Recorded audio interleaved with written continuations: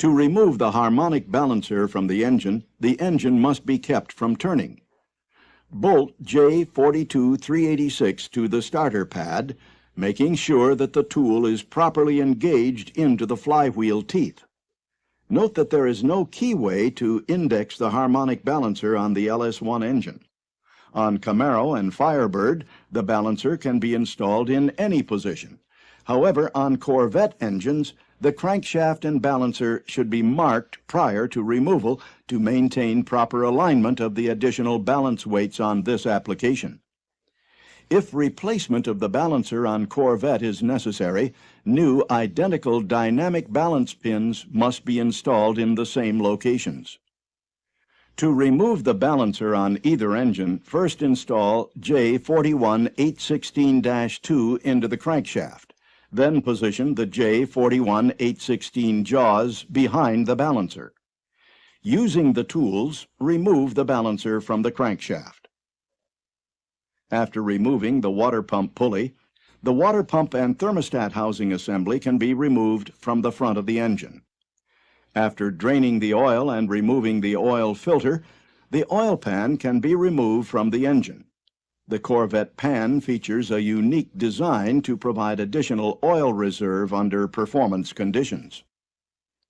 The pan gasket is a single plane design to reduce the possibility of oil leaks. The original pan gasket is secured to the oil pan with rivets. Once removed, there is no need to re-rivet the replacement gasket. Whenever oil pan service is performed, remove the oil pan baffle and inspect the sump for debris. Clean as necessary and reinstall the baffle. During service, the oil level sensor can be reinstalled as is, providing the sealing ring is not nicked or torn. While removal of the front and rear timing covers is straightforward, installation requires attention to detail and is highlighted later in this presentation.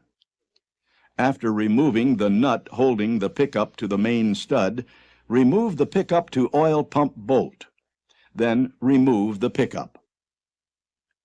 Always replace the oil pump pickup O-ring when servicing the pump or pickup. The crank-driven oil pump is removed easily. At this point, disassembly concentrates on the heart of the engine, the short block. The LS1 uses cap screw bolts to secure the caps to the rods.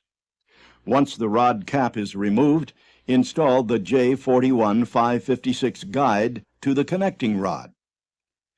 Use a hammer and tap lightly on J41556 until the piston rings clear the block deck.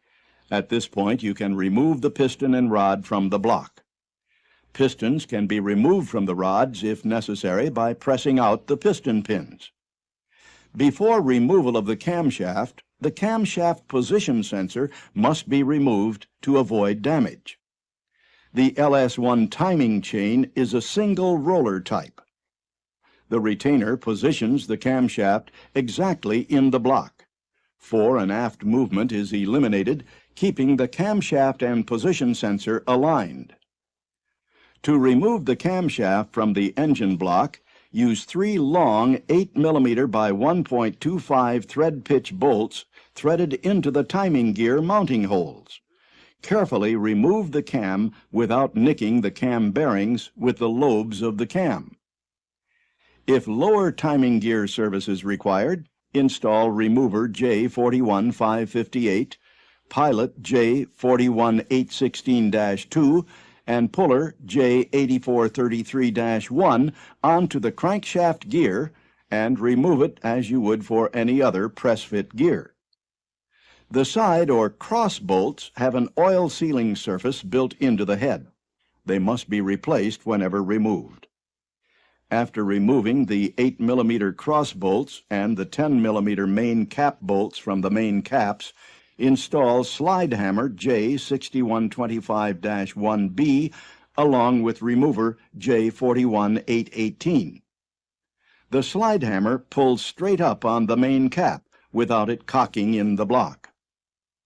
Carefully lift the crankshaft straight up until it clears the block. However, When setting it on the bench, be very careful that it does not rest on the reluctor wheel. The ignition system reluctor wheel is pressed onto the rear of the crankshaft. If the wheel sustains any damage, replace the crankshaft. If the reluctor wheel is suspect, check the lateral runout. Position the indicator tip 1 millimeter below the ring teeth. If the runout is in excess of 0.25 millimeter, the crankshaft must be replaced. The crankshaft oil gallery plug behind the pilot bearing must be checked for oil leakage. All screw-in plugs should be removed from the block before it is cleaned. The cup plug in the main oil gallery at the front of the block should not be disturbed unless necessary. The rear main gallery plug assembly can be removed using a small screwdriver. If the O-ring on the rear plug is not damaged, it can be reused. The remainder of this presentation focuses on engine assembly. Again, we will only concentrate on the items unique to the LS1. When installing replacement components, always check for proper clearances using the procedures outlined in the service information. In the prepped bare block, begin by installing the oil gallery and coolant plugs using GM part number 123460004 sealer. If the front oil gallery plug was removed, a new one must be installed. Install the main bearings in the block and main caps. The grooved bearing shells go into the block. If installing a new crankshaft and/or bearings, be sure to plastigauge clearances to ensure proper fit. After lubricating the bearing shells, install the crankshaft. Install the main caps, noting correct direction and order. Use a hammer and tap lightly on the caps. Then snug all 6 bolts for each main cap. Loosen the center number 3 thrust main cap. Use a screwdriver to set the thrust bearing.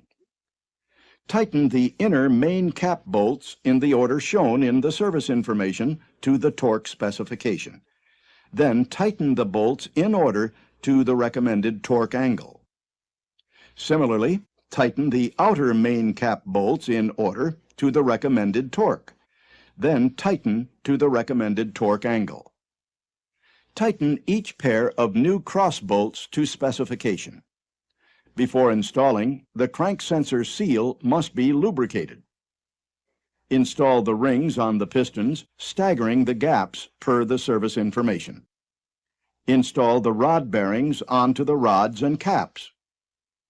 Install J41556 into each connecting rod.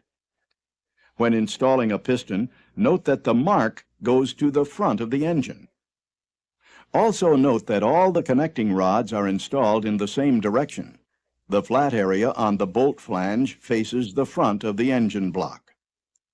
Install the pistons into the block using J41556 to guide the rods to the journals. Install the rod cap to the rod, noting the flat side versus the rounded side of the rod. Again, if installing a new crankshaft, connecting rods and/or bearings, be sure to check assembly clearances. Tighten the connecting rod bolts to initial torque. Finish by tightening to the torque angle specification. After each piston is installed, check your work by rotating the engine 1 turn. Also, move the rod back and forth on the journal. Make sure it moves freely.